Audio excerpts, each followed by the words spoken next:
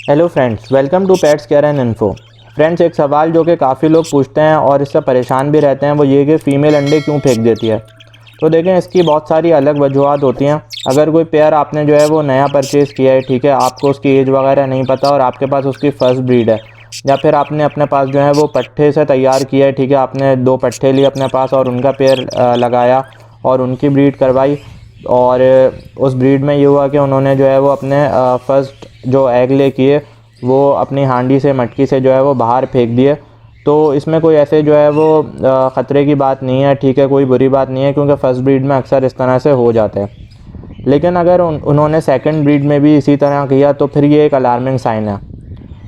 पर ये चीज़ जब ज़्यादा समझी जाएगी, अलार्मिंग साइन तब समझा जाएगा जब आप उनको जो है वो डाइट अच्छी दे रहे होंगे, लूसन वगैरह या गंदम वगैरह सब दे रहे होंगे, विटामिन्स का और कैल्शियम का इस्तेमाल करवा रहे होंगे।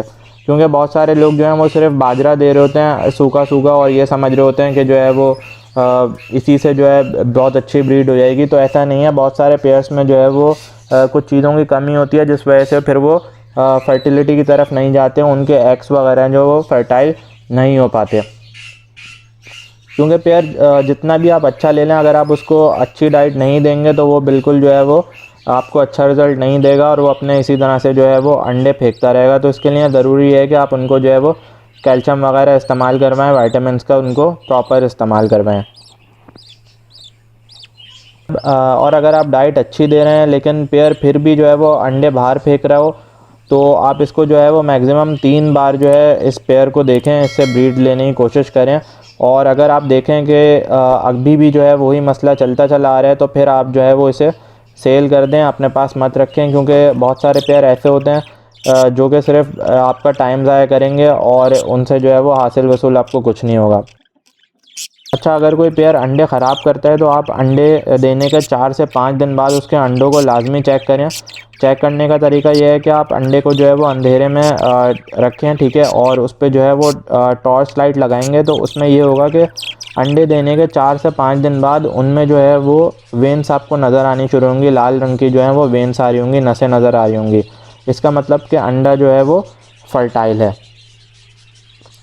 क्योंकि मसला ये होता है कि बहुत सारे लोग जो हैं वो 20 से 25 दिन इंतज़ार करते हैं, ठीक है, और उसके बाद भी जो है वो मादा जो है वो अंडे सेक रही होती है। या बहुत सारी दफ़ा ऐसा होता है कि 18 से 20 दिन मादा जो है वो अंडे सेकने के बाद, और फिर जो है उसको जब ये महसूस होता है, उनको ये पता चल जाता है कि इसके अंदर कुछ नहीं है, ठीक है, वो खाली खोल है या उसके अंदर पानी भरा हुआ है, तो वो जो है अपने अंडे जो है बाहर फेंक देते हैं।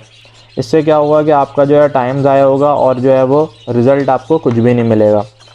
तो ऐसे पेयर जो कि डिफ़ॉल्टर पेयर हैं, जो कि अक्सर अंडे ख़राब करते हैं, तो आप उनके अंडे ज़रूर चेक किया करें। अगर आप ऐसा नहीं करेंगे तो आपका टाइम ज़ाया होगा।